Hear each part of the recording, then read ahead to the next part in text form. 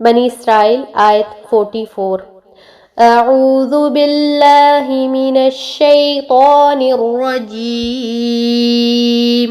تسبح له السماوات السبع والأرض ومن فيهن وَإِن مِّن شَيْءٍ إِلَّا يُسَبِّحُ بِحَمْدِهِ وَلَكِن لَّا تَفْقَهُونَ تَسْبِيحَهُمْ إِنَّهُ كَانَ حَلِيمًا غَفُورًا۔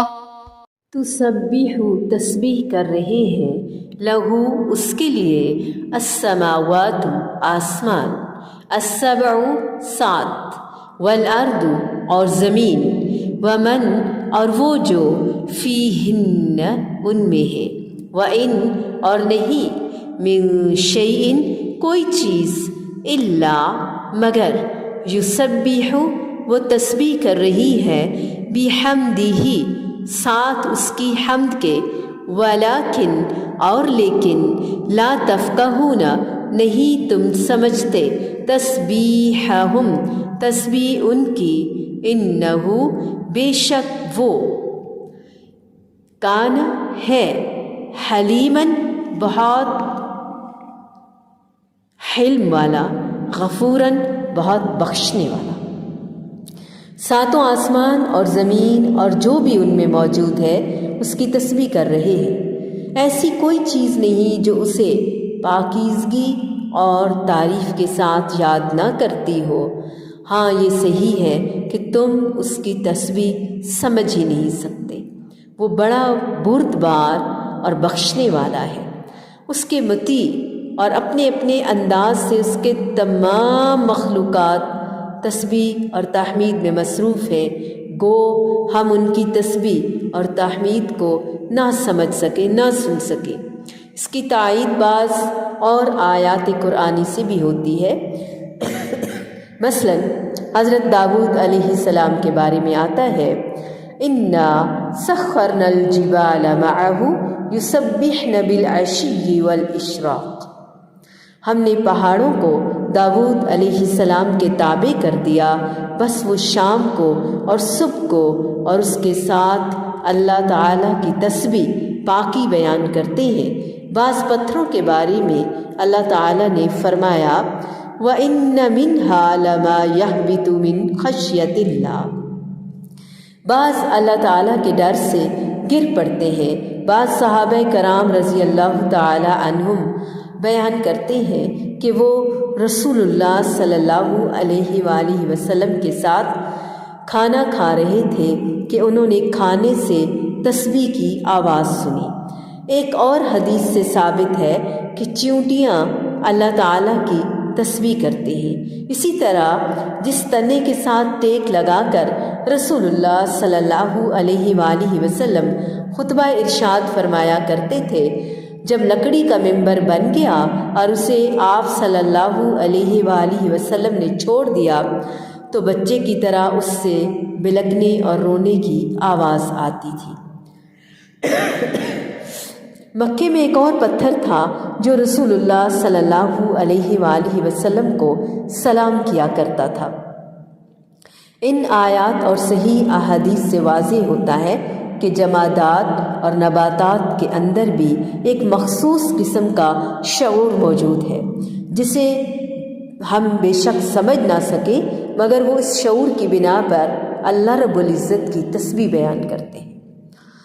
اور یہ تسبیح تمام کائنات کا خالق اور ہر چیز پر قادر صرف اور صرف اللہ تعالیٰ کے لیے، اور یہ تسبیح دلالت کرتی ہے اس بات پر، وَفِي كُلِّ شَيْءٍ لَهُ آیَةٌ تَدُلُّ عَلَىٰ أَنَّهُ وَاحِدٌ، ہر چیز اس بات پر دلالت کرتی ہے کہ اللہ تعالیٰ ایک ہے، اور تمام چیزیں حقیقی معنوں میں تسبیح کرتی ہیں اللہ تعالیٰ کی۔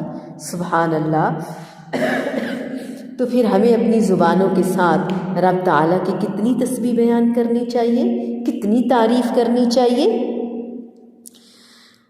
ہمیں یہاں بار بار یعنی اب پھر کثرت سے تسبیح کا سبق دیا جا رہا ہے، پہلے کی طرح، ہمیشہ کی طرح بار بار فرشتوں اور بندوں کے لیے اللہ کا چنا ہوا کلام رسول اللہ صلی اللہ علیہ وآلہ وسلم سے پوچھا گیا کہ کون سا کلام افضل ہے؟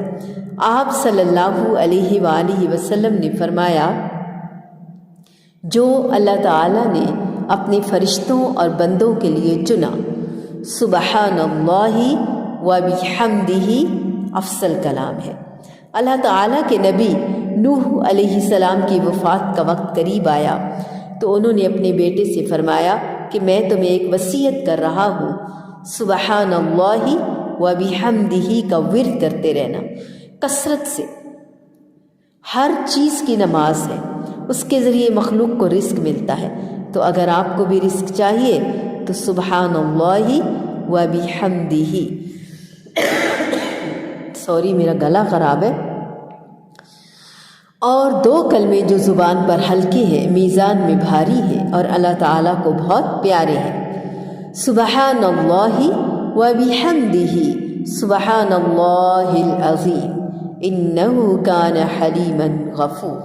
بے شک وہ بڑا ہی بردبار اور بہت زیادہ درگزر کرنے والا ہے، حلیمن ہے، غفورن ہے، غفورا ہے۔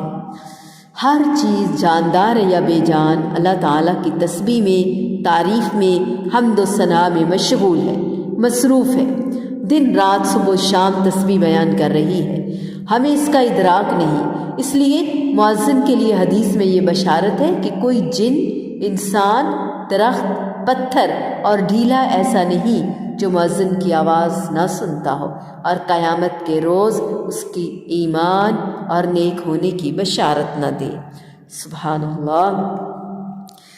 جب زمین اور آسمان اور ان کے درمیان کی ہر چیز رب تعالیٰ کی تسبیح کر رہی ہے تو پھر ہمیں کس لیول کی کرنی چاہیے، کتنی کرنی چاہیے؟ ستارے، آسمان، سیارے، وَكُلٌّ فِي فَلَكٍ يَسْبَحُونَ، سب ایک ایک دائرے میں تیر بھی رہے ہیں جیسے گھوڑوں کا تیز چلنا، وَالسَّابِحَاتِ سَبْحًا۔ یہ بھی تسبیح کی ایک علامت ہے۔ ہر چیز اسے ہر عیب اور کمی سے پاک قرار دیتی ہے۔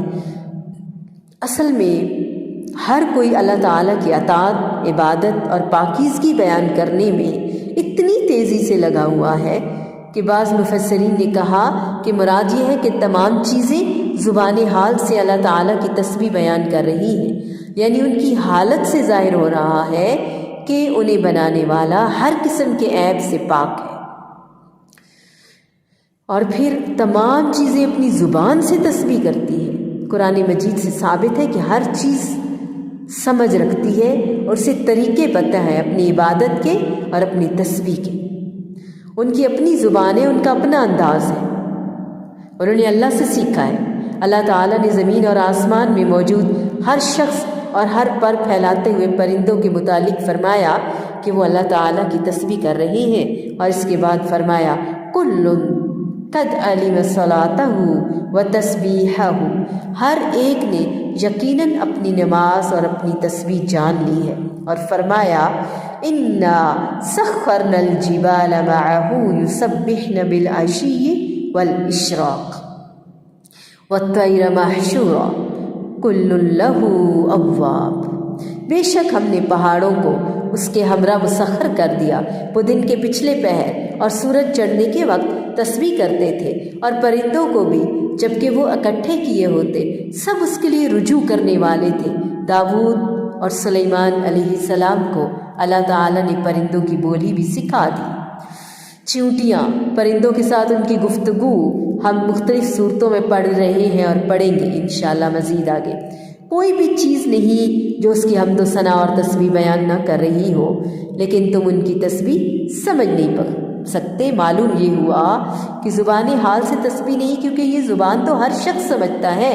فی الواقع کائنات کے ذرے ذرے کی حالت اپنے پیدا کرنے والے کی لامحدود قدرت کی اور اس کی ہر کمزوری اور عیب سے پاک ہونے کی دراصل شہادت دے رہی ہے۔ پہاڑ اتنے بلند کھڑے ہیں، یہ اللہ کی تسبیح اور اللہ کی شان اور آیت اور نشانی بیان کر رہے ہیں۔ تبھی تو اللہ تعالیٰ نے قرآن میں کبھی کوہ طور کا ذکر کیا، کبھی نبی پاک کو غار ہرا میں لے گئے، غار ثور میں لے گئے، اور پہاڑوں نے اتنی بڑی نعمت کو لینے سے انکار کر دیا۔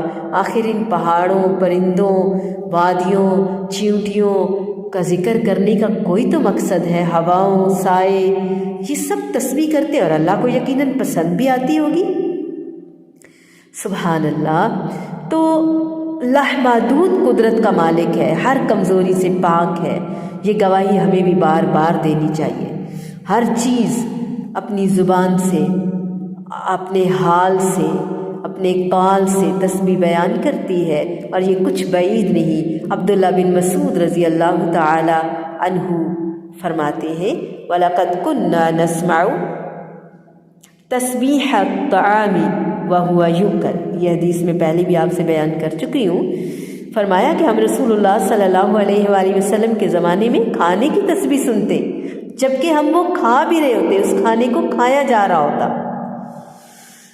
اللہ اکبر! اتنے بڑے اللہ کے ہم بندے ہیں، غلام ہیں، وہ ہمارا مالک ہے، وہ ہمارا آقا ہے، وہ ہمارا خالق ہے، وہ ہمارا رب ہے۔ انہو کان حلیما غفورا، اسی لیے وہ تمہاری ساری کمیوں، کوتاہیوں، گستاخیوں، نافرمانیوں کو دیکھنے کے باوجود، قدرت رکھنے کے باوجود تم سے درگزر فرما رہا ہے، اور تم پر کوئی عذاب نہیں بھیجتا، بلکہ نہ تمہارا رزق بند کرتا ہے اور نہ ہی تمہیں اپنی نعمتوں سے محروم کرتا ہے۔ اگر اس کا حد سے بڑا ہوا یہ علم اور پردہ پوشی نہ ہوتی تو تمہارا کام کب کا تمام ہو چکا ہوتا۔ اے انسان غور کر، ہوش کر۔ تسبح له السماوات السبع والأرض ومن فيهن وإن من شيء إلا يسبح بحمده ولكن لا تفقهون تسبيحهم إنه كان حليما غفورا۔